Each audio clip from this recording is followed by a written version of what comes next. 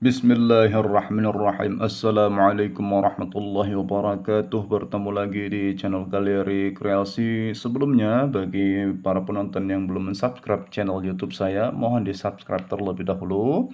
Dan jangan lupa untuk menyalakan lonceng notifikasinya agar mengetahui update video saya yang terbaru. Dan tentunya itu juga mendorong saya untuk lebih semangat membuat konten-konten tentang pusaka Nusantara ataupun yang terkait dengan budaya ataupun hobi saya yang lainnya. Nah, pertama sekali marilah kita mengucapkan syukur kehadirat Tuhan Yang Maha Kuasa, Allah Subhanahu wa taala. Alhamdulillahirabbil alamin ala kulli hal. Dan tak lupa bersolawat kepada baginda Nabi Muhammad Rasulullah sallallahu alaihi wasallam. Allahumma salli ala sayyidina Muhammad wa alihi wa sahbihi wasallim. Allahumma salli ala sayyidina Muhammad wa alihi wa sahbihi wasallim. Allahumma salli ala sayyidina Muhammad wa alihi wa sahbihi wasallim. Nah, di dalam video kali ini kita akan mereview sebuah kain ya, sehelai kain songket. Kain songket tenun ya. Jadi bukan kain songket meteran, melainkan songket tenun begitu. Nah, untuk bagi yang familiar dengan kain-kain songket ya, penggemar-penggemar kain songket, dari motifnya saja ini sudah tahu bahwasannya ini merupakan motif dari kain songket batu bara. Yang mana memang kalau untuk kain songket batu bara ini ciri yang terkenal atau bagian yang menjadi ciri tertentu dari kain songket batu bara ini ialah tapaknya itu ya, bagian bawah tapak daripada kainnya ini dia untuk hiasannya tuh atau benang betaburnya itu tinggi ya, jadi tidak pendek. Terkadang ada songket-songket tertentu yang tapaknya itu hanya list seperti ini saja, yang kemudian dirajut benang menyerupai motif tertentu. Tetapi kalau untuk batu bara, tapaknya ini benang betaburnya ini tinggi ya, begitu. Nah, jadi untuk kain songketnya ini merupakan, kalau dibilang antik, menurut informasi dari teman saya ya, yang istilahnya kompeten lah di dalam dunia pakaian Melayu. Menurut beliau ini untuk kain songketnya sekitar tahun 80-an ya. Begitu. Ada teman saya sebenarnya ya orang orang Serdang, orang dari negeri Serdang ya, tetapi sudah lama hijrah ke Kepulauan Riau.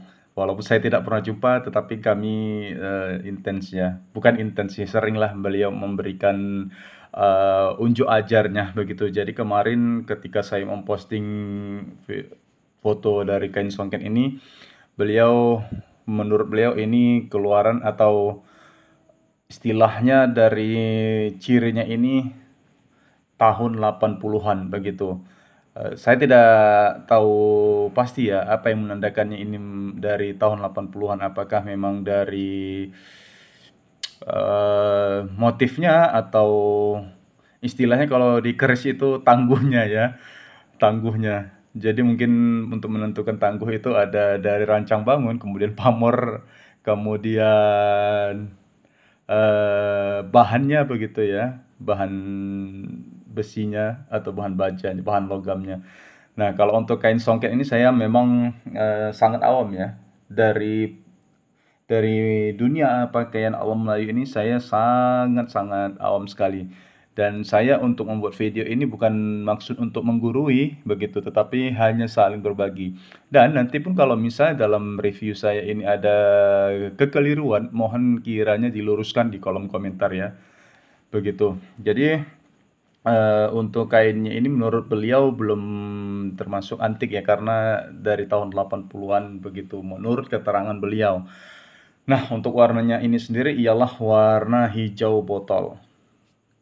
Warna hijau botol, yang mana untuk motifnya sendiri menurut keterangan beliau ini bunga ros sekuntum. Bunga ros sekuntum ya. Jadi bunga ros itu bunga mawar. Begitu. Jadi ini bunga ros sekuntum. Begitu. Kemudian ini ada motif daripada kotak-kotak ini ya. Kalau ini saya tidak, mengerti ya, apakah disebut apa motif ini dalam dunia dunia kain songket begitu, yang kontak yang berbentuk kotak seperti ini. Kalau ini menurut beliau itu ialah bunga rose sekuntum. Kemudian yang menjadi cirinya dari awal yang saya informasikan bahwasannya tapak daripada kain songket ini sangat yang khas batu bara itu lebar ya. Untuk benang bertaburnya itu tidak sayang begitu. Memang dibuat apa ya, seglamor mungkin lah. Jadi tidak hanya bagian di seperti ini saja, tapi sampai ke atas begitu.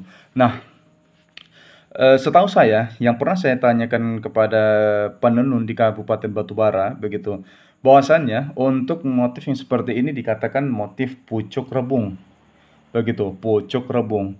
Nah, untuk pucuk rebung itu sendiri memiliki falsafah bahwasannya untuk membentuk karakter seseorang itu harus dimulai sejak dini, begitu. Yang mana analogi daripada pucuk rabung ini akan mudah dibentuk apabila ia masih lunak. Pucuk rabung itu kan masih lunak. Jadi ketika ingin membentuk karakter seseorang, mulailah sedini mungkin begitu, dari sejak kanak-kanak ya. Karena nanti kalau sudah keras, kemudian itu dibentuk, bambu kan dia menjadi bambu, maka itu akan menjadi patah. Jadi sangat terlambat kalau misalnya membentuk karakter seseorang itu ketika ia menjelang besar atau dewasanya. Tetapi bentuklah ia ketika masih dini, masih lembut. Itulah falsafah daripada pucuk rebung ini, begitu. Nah, kalau untuk daripada falsafah daripada bentuk atau motif bunga ini, seperti yang kita ketahui pada umumnya setiap simbolisasi daripada bunga itu merupakan falsafah atau simbolisasi daripada keharuman. Yang mana keharuman ini, bahwasannya untuk keharuman ini kalau kita mengambil perspektif dari sudut pandang kita ya, bahwasannya untuk menjadi seseorang yang harum namanya itu juga harus menjaga sikap, perilaku, tindakan. Jadi harumlah nama kita di mata orang lain atau masyhurlah begitu. Jadi sebenarnya kalau untuk dimulai daripada falsafah pucuk rebung ini membentuk karakter, yang mana nanti ketika karakter itu sudah terbentuk, maka ia akan menjadi harum seperti falsafah bunga rose sekuntum ini. Jadi kehadiran kita itu dinantikan, begitu. Kepergian kita itu akan meninggalkan kesan. Begitulah kira-kira falsafah daripada bunga yang mana itu melambangkan keharuman, begitu. Jadi sebenarnya kalau dalam setiap detail daripada pakaian alam Melayu ini itu sangat tinggi peradaban dan falsafahnya. Jadi itulah tugas kita sebagai puak Melayu, ataupun tidak hanya puak Melayu ya, tetapi semua yang peduli akan budaya itu setidaknya haruslah belajar. Saya bukan menggurui, tetapi saya pun masih terus belajar begitu. Dan kalau untuk dari panjangnya ini, lebar ya, lebar. Kalau untuk dari lebarnya ini, dari ujung sini ke ujung sini, tadi saya ukur itu sekitar 88 cm. Kemudian untuk tingginya, dari ujung sini ke bawah itu tadi sekitar 94 cm begitu. Jadi ini bisa dikatakan untuk songket orang dewasa juga ya. Yang mana kalau ketika dibentuk, ia juga bisa sudah bisa dibuat varian ikatan samping yang berbunga begitu. Jadi kalau untuk pemakaian kain samping itu ada namanya, misalnya pemakaian seperti janda berhias atau fajar menyingsing begitu. Tetapi kalau untuk pemakaian yang memiliki bunga seperti ikatan bunga Tanjung, itu untuk kain songket ini sudah cukup ya. Jadi ini songket dewasa yang mana kalau Kalau dia lebar itu untuk pemakaian untuk model ikatan yang bentuk bunga itu cukup begitu. Kalau dia kecil itu hanya bisa digunakan dalam ikatan selubung. Yang mana ikatan selubung itu ialah cara penggunaan songket seperti kita menggunakan kain sarung pada umumnya begitu. Jadi sangat tinggi sekali falsafah daripada pakaian alam Melayu ini. Jadi sebenarnya begini ya, ada kegelisahan saya. Ini saya bukan menggurui, sekali lagi saya bukan menggurui, bukan menjustifikasi. Eh, dari pengamatan saya di Sumatera Timur khususnya ya, karena saya orang Sumatera Timur ataupun Sumatera Utara pada saat ini. Untuk pegiat-pegiat Melayu atau seniman-seniman Melayu, banyak yang apa ya, yang menggunakan pakaian itu tidak berdasarkan keilmuan. Kalaupun kita tidak paham, maka bertanya kepada orang yang kompeten begitu. Jadi mungkin di Sumatera Timur ini, tidak hanya di Sumatera Timur, di alam lain, di wilayah-wilayah Melayu seperti Kepulauan Riau, Pekanbaru, kemudian eh, Riau Daratan, Riau Daratan atau Riau Kepulauan itu banyak, sangat banyak di Indonesia ini yang belajar tentang pakaian alam Melayu seperti misalnya tanja, kemudian apa, kain samping begitu. Jadi belajarlah. Jangan apa ya, sungguh sangat disayangkan kita dalam pegiat-pegiat alam Melayu ini yang banyak sekali yang tidak apa ya, tidak mementingkan falsafah keindahan daripada pakaian alam Melayu itu sendiri. Jadi terkadang tidak sesuai dengan kaidah begitu. Yang mana contoh dalam pemakaian kain samping itu, ini ada satu dari cara kita memakai kain samping itu kita bisa mengetahui status seseorang. Semisal, kalau berdasarkan dari kepala kain, yang mana itu orang yang berumah tangga, yang duda ataupun yang masih lajang, dari tapak ini, kita bisa dari posisi, mohon maaf bukan tapak, dari posisi kepala kain ini kita mengetahui. Jadi kalau misalnya dia berumah tangga, itu untuk posisi kepala kainnya itu serong di sebelah kanan. Ini kita berbicara tentang laki-laki ya. Misal kalau misalnya laki-laki itu sudah menikah, untuk posisi kepala kain ini ia miring agak ke belakang. Begitu, miring agak ke belakang. Jadi kalau untuk yang berumah tangga miring agak ke belakang. Kemudian kalau ia duda, miring agak ke depan. Serong ke depan untuk posisi daripada kainnya. Nah, kalau ia masih lajang, ini untuk kepala kain berada di tengah. Yang mana untuk falsafah daripada kepala kain yang depan itu untuk melindungi apa ya? Melindungi apa? Bagaimana menempatkan bahasanya? Melindungi kemaluan kita, menjaga kemaluan kita begitu.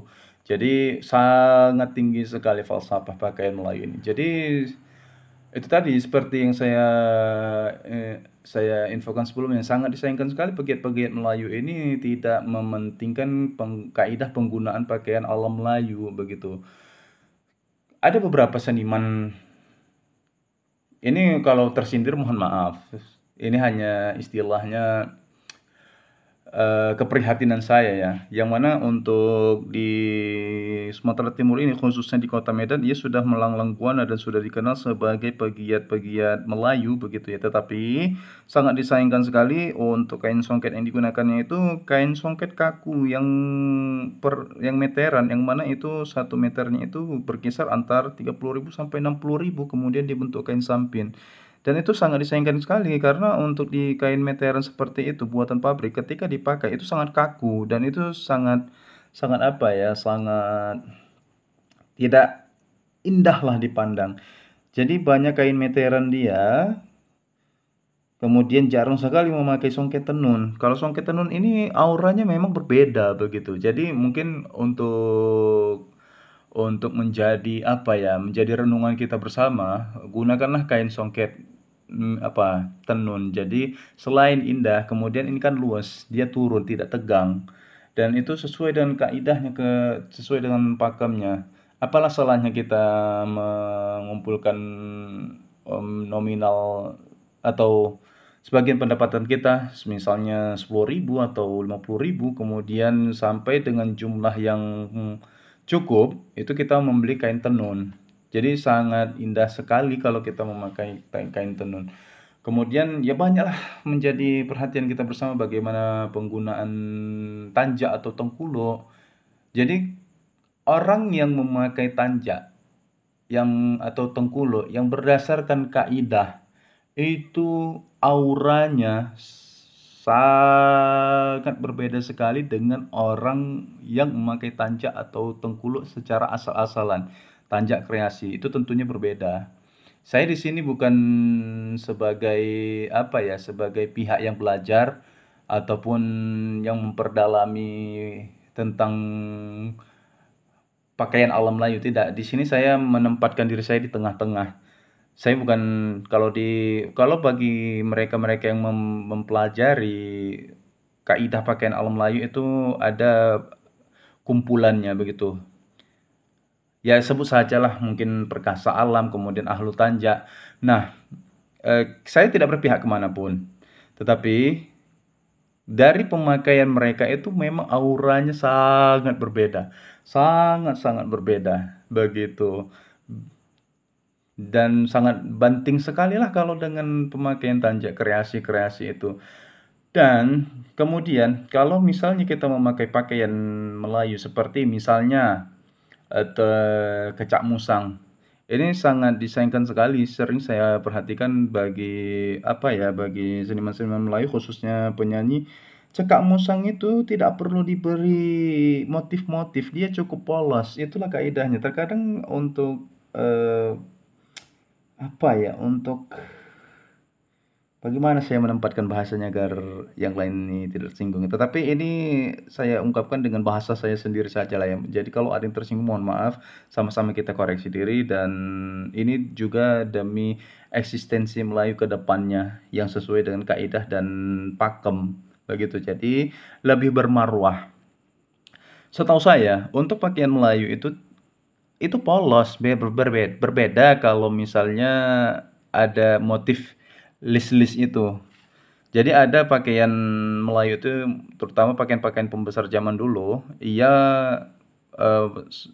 polos misalnya, tetapi terkadang ada list garis-garis begitu. Bukan yang motif-motif seperti misalnya hanya di pergelangan tangan atau di bagian kecak musangnya atau di bagian dada bajunya, bukan seperti itu. Kalau memang mau memakai yang ada motifnya, pakailah yang motif garis-garis itu, begitu. Semisal, ada nanti cari saja di Google, pakaian Melayu yang motif bunga bayang. Bunga bayang bisa, cantik, dan kalau dipandang ya seolah-olah polos begitu. Dan ataupun misalnya putih yang ada garis-garis memanjang hitam, itu pun tidak apa-apa. Jangan yang menggunakan motif yang hanya di pergelangan tangan, kemudian di bagian leher cekak musangnya atau di bagian dadanya. Sangat sayang sekali. Sangat sayang sekali. Kalau misalnya ingin berpakaian Melayu, maka pakailah sesuai kaidah atau termnya atau pakemnya begitu. Jadi dengan begitu akan sangat indah sekali dilihat oleh mata. Nah, jadi curhat ujung-ujungnya. Yang mana sebelumnya ini hanya mereview sebuah kain, tetapi ujung-ujungnya curhat tentang kegelisahan saya. Ya, tidak apa-apalah menjadi pembelajaran kita bersama, begitu. Baik, sampai di sini dulu video kali ini.